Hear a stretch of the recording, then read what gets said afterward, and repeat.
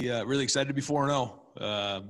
Coming off the bye week there, and just looking back on everything we've been through in the last few months, to be 4-0, be first place in the Big Ten East, big deal. Couldn't be prouder of this team. I think when you get into a game like this, either the emotions run high, but most people don't know what these guys have been through. They don't understand the sacrifices that have been made. They haven't seen their families in months. When they leave the facility, they're isolated in their room, not allowed to go anywhere because of this virus. And this family is stuck together. Man, we said going into the game, we just have to figure out a way to win this game. That's all that matters, is that you win. And, that's just the way that we were all brought up in playing sports. You win the game. That's it. Now, there's a lot of things in this game that were unbelievable. I thought the start in the game was just ridiculous. The energy that we came out with was as good as I've seen. We played really, really well in the first half. Came out, scored in the second half. We can talk about a lot of different things that went on really in that first half, but in my opinion, it was really dominated. And then we let up some big plays and let them back into the game. And we got to figure out a way to close out games. This is kind of the second week now where we let a team hang around a little bit, and we got to get that fixed. But so many great things in this game. Indiana is a good team. They're a top 10 team. So this was not easy. And I'm really proud of this team. We had an opportunity this week and tomorrow to go back and watch the film and learn from it. But to be 4-0 right now, after we weren't even playing football a few months ago. Now we're back in this thing and we're rolling. And again, really, really proud of this team and the coaches.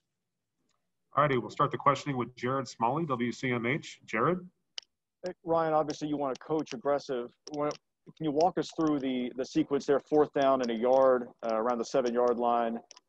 You decide you've got a young kicker. You decide not to kick it. You decide to go for it on 4th. You don't get it. Can you walk us through what you're thinking about in that moment and what ultimately happened there?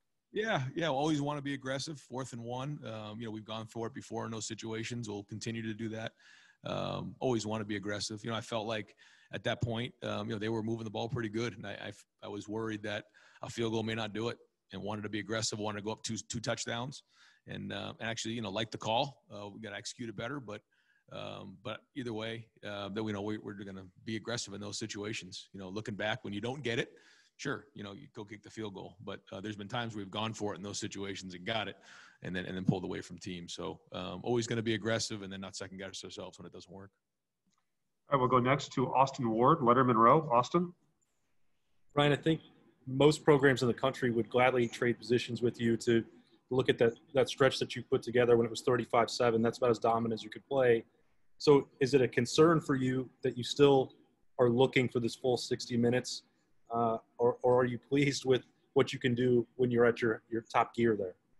Yeah, no, definitely not pleased. Well, a long way from pleased. I mean, we got ways to go, but we played 4 games. It's almost Thanksgiving, and so it's just very, very bizarre. And there's just so much that has gone into the season these kids have been through that, to the average person, they don't quite get that part of it. They wouldn't understand. But when you're in an environment like this, when there's no fans and you have to bring your own energy, it's just a different dynamic. And I think that's why you're seeing so much strange things that have gone on this year. Not making excuses. I'm just calling it for what it is. And we have to keep growing and get better and learn to adapt in this environment. And it seems to me like whatever the reason is, we're just the last 2 weeks, we haven't been able to finish that. We came out and scored right out of the gate in the second half. So I was jacked up. I thought we were going to run away with it. We didn't. So we got to coach better, and we got to execute better. All right, we'll go next to Bill Landis from The Athletic. Bill? Ryan, how would you assess the play on the back end of your defense, and also just how that's being coached at the moment? Yeah, I think a little inconsistent. There was some big plays there. That Shaun Wade's pick 6 was huge, in the game. That was a big play. Anytime you get a defensive score like that, that was big. I thought when our defense got those stops after the interceptions and sudden change, that was really, really big. And I also thought that, I think it was Marcus Hooker who it was a big play. We got him down. We created the fumble at the end of the half, go in a 2-minute drill and score right there. That was huge as well.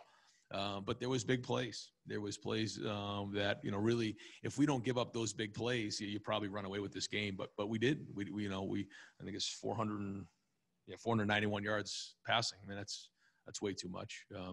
Good news is, we obviously stopped the run. I mean, there was no run game at all. It was all passing. So yeah, going to go back, watch the film, and kind of figure out, you know, where these issues are that are creating these big plays. Because when you stop with the big plays, then you'll be in pretty good shape. But that's a part of playing great defense, and we got to get that changed. All right, next up, Dan Hope, 11 Warriors. Dan? Yeah, Ryan, just following up on that in terms of, getting those 491 passing yards, do you think there's a consistent thing that your pass defense is struggling with, or is it just kind of different things that teams are hitting you with each week? Yeah, good question. I mean, I think there are some probably things that we can look at that have been repeating. But I think there's also things that come, show up, teams attack you differently. And so we got to get that, like I said, we got to get it fixed. We got to really identify exactly that question. And anytime you have a problem like that, it's one of three things. You say to yourself, you have the right personnel there. So you look at who's doing it. Then the second thing is, what is the scheme?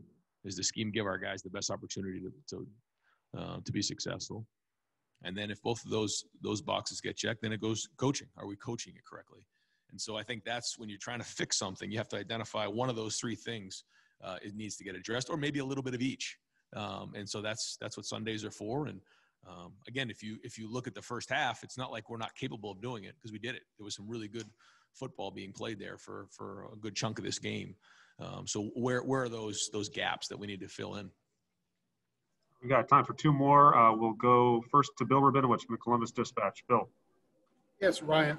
Justin has obviously been very careful with the ball in his career here. Today, 3 picks. Could you kind of assess his performance and the issues you saw in those interceptions in particular? Yeah, really gutsy, really tough. I mean, he got hit today. We knew going in that it was going to be a high-risk, high-reward game. That's the way that they are, and that you have to continually be aggressive. The first interception really wasn't a great read by him. He had Chris on the in cut. He thought he saw it too high and went to a 1 high. So I know he wants to have that one back. A few other ones, I think he tried to force it a little bit too much. But overall, I thought he played really gutsy. He made some big time throws.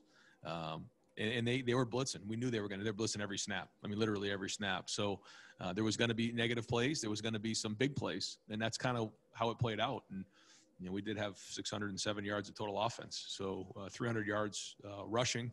Justin, he went for 300 yards passing and 78 yards rushing. Just amazing.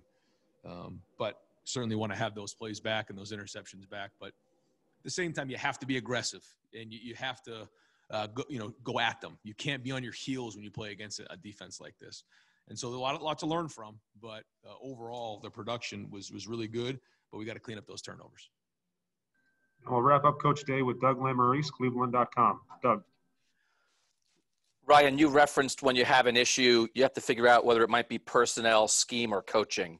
I know this might be a tough question post-game.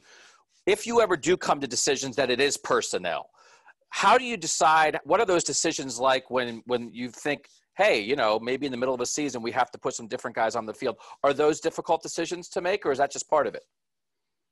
No. I mean, sometimes you have to make hard decisions. That's part of coaching. And again, usually when you assess something like that, it's not like, okay, it's only this. It's usually a little bit of this, a lot of this, maybe a little bit here and there. And if you tighten up all three of those areas, usually you see improvement. But yeah, I mean, at the end of the day, you have to put the best players on the field to make play. We believe in our guys. We have confidence in our guys. So I'll be very surprised if we have to make any changes, but maybe we will. I don't know. We have to watch the film and see, because I mean, almost 500 yards offense in terms of passing is too much, and that's not acceptable. So we got to get that fixed. Thanks, Ryan. Yep. Coach Day, thank you very much for your time. All right, guys. Thanks.